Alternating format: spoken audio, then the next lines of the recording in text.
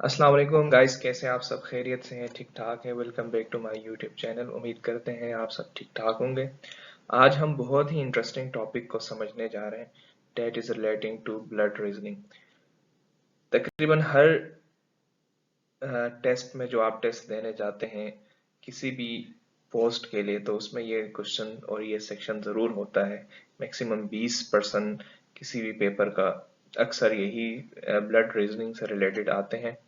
और analytical reasoning या blood reasoning से रिलेटेड आते हैं। ये क्वेश्चंस बड़े ही सिंपल होते हैं, लेकिन हम इन चीज़ों को सिंपली ट्रिक्स इस्तेमाल नहीं करते, इस वजह से बड़ा मुश्किल लगता है हमें। आप इन ट्रिक्स को इस्तेमाल करेंगे तो इंशाल्लाह नेक्स्ट जो भी आपका टेस्ट आएगा उसमें आप बिल्कुल आसानी के साथ, बहुत ही टाइम कम कंज्यूमिंग में आप इसको सोल्व कर सकेंगे। तो let's go toward our question. देखते हैं। हमारे पास ऐसे क्वेश्चंस आते हैं जैसे कि A is son of B sister. ठीक है, A is son of B sister, C is father of D and grandfather of A. How is B related to D? ठीक है, तो यहाँ पे एक क्वेश्चन है हमारे पास जिसमें A is the son of B sister, C is father of D and grandfather of A. How B is related to D? Uncle है, आंटी है, नेफ्यू है या नाई से। या कुछ हमारे पास इस तरह के क्वेश्चंस आते हैं, John's mother is only daughter of Maisie's father. How Maisie related to John? John के साथ मैजी का क्या रिश्ता है? सिस्टर है, मदर है, आंट है, ग्रैंड मदर। तो हम इस स्टेप्स को, कुछ यहाँ पे सिंपली स्टेप्स हैं, आपने उस स्टेप्स को फॉलो करना है। एक बार दो बार जब आप प्रैक्टिस करेंगे तो आप इस चीज में एक्सपर्टीज हासिल करेंगे। तो सबसे पहले आपने एरो बनाना है।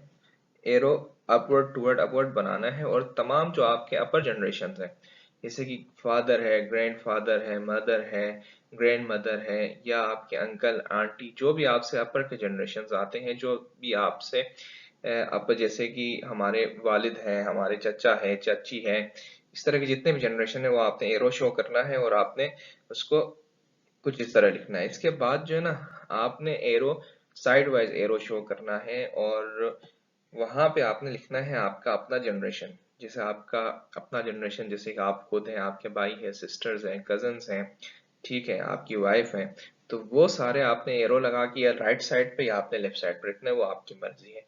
और आपने डाउन एरो लगाना है, और आपसे नीचे जो जनरेशन होती है, जैसे कि आपके बच्चे हैं, सही है, आपके जो है ना कजन्स हैं, आपके सॉरी कजन तो आपने लिख दिया अपने बराबर में, आपकी भतीजी भतीजियाँ, सही है, नवासे, ये सारी चीजें जो डॉटर्स, ग्रैंड डॉटर्स, वो सारे के सारे जो है ना आपके लोअर जनरेशन में आता है।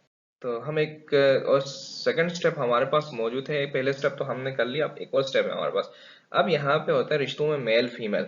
जैसे कि ये भी हमारे पास क्वेश्चंस आते हैं कि वो उससे क्या रिश्ता है, जैसे कि भाई बहन का रिश्ता है, या जो है ना वो फादर है कि मदर है। तो आपने इस के मेल फीमेल इनके जेंडर को समझने के लिए आपने क्या करना है, मेल के साथ प्लस साइन लगाना है, और फीमेल के साथ माइनस साइन लगाना है। जैसे फादर ब्रदर सन है, या मदर सिस्टर और डॉटर, इनके साथ आपने माइनस का साइन लगाना है। ठीक है, दूसरा स्टेप हमारे पास आ गया, बहुत ही आसान। दो स्टेप्स अभी आपको बता दिए। पहले स्टेप में हमने एरो के बारे में पढ़ा, और दूसरे स्टेप में हमने पढ़ा कि भाई कैसे हम जेंडर्स के साथ कौन सा साइन। तो लेट्स गो टुवर्ड क्वेश्चन, जो हमने पहले क्वेश्चन आपको एग्जांपल में दिया था। John's father is only daughter of Maisie's father, and how is Maisie's related to John? ठीक है, ये क्वेश्चन है। इसमें हमने बताना है कि मैजी का रिलेशन क्या है जॉन से। सिस्टर है, मदर है, आंट है, और ग्रैंड मदर है। तो हम इसको सोल्व करते हैं। सबसे पहले हम किसकी बात कर रहे हैं? जॉन की बात कर रहे हैं। तो सबसे पहले हमने जॉन लिखा, और आगे बात की है John mother is only daughter of Maggie's father. ठीक है, तो मदर का जब हमने कहा कि भाई मदर क्या है, अपर जनरेशन में आता है, इसलिए हमने एरो लगा दिया। और यहाँ पे बात की है John mother is only daughter of Maggie's father. तो जॉन मदर और मैगीज फादर, ठीक है, ये दोनों एक ही जनरेशन में आ रहे हैं। तो मैगी और जॉन दोनों को हमने एक ही लाइन में लिख दिया। ठीक है, जॉन्स मदर और मैजी हमने एक ही लाइन में लिख दिया।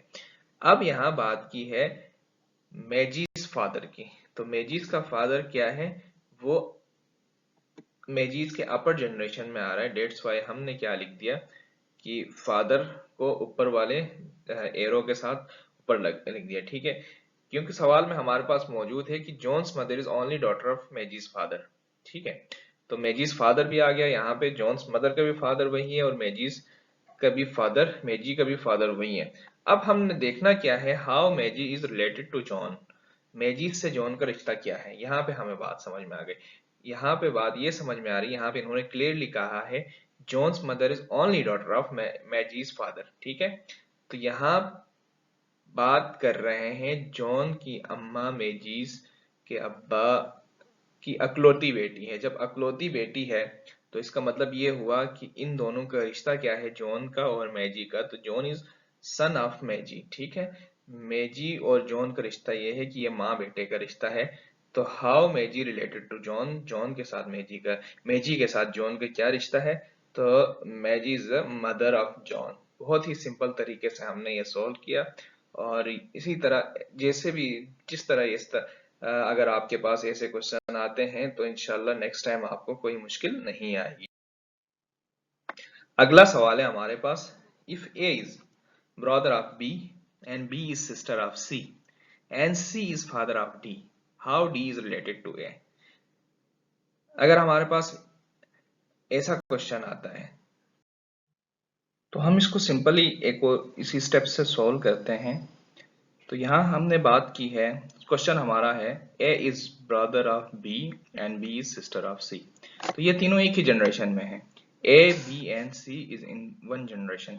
तो डेट्स वाई हम एक एरो लगा देंगे जिसमें हम लिखेंगे ए बी एंड सी, ठीक है।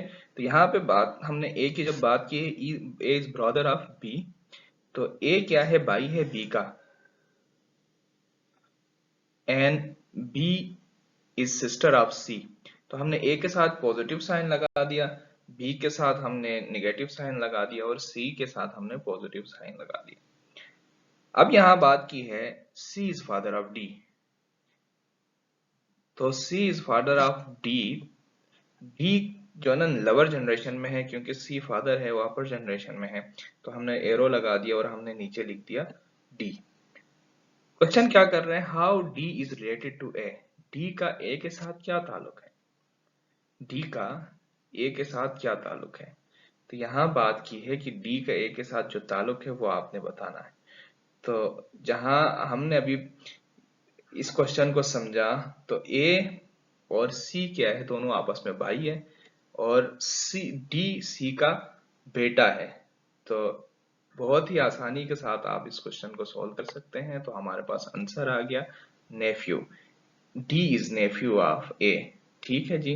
ये क्या है, भतीजा है ए का। इसी तरह जो भी क्वेश्चन आपके पास आएगा इस तरह का क्वेश्चन, तो आप इसको बिल्कुल इजीली आसानी के साथ सॉल्व कर पाएंगे और एक अच्छा नंबर गेन कर पाएंगे। और ये आपके लिए बहुत ही प्लस पॉइंट होगा, बहुत ही ज्यादा प्लस पॉइंट होगा, क्योंकि एनालिटिकल रीजनिंग में जब आपका एक गलत होगा या आपका जो है ना इस तरह के ब्लड रीजनिंग में एक ही गलत होगा तो सारा ही गलत होगा। इस तरह के 4-5 क्वेश्चंस आ सकते हैं और आपको अगर इस तरह के ट्रिक्स आएंगे तो फिर आप आसानी के साथ इन नंबर्स को गेन कर पाएंगे।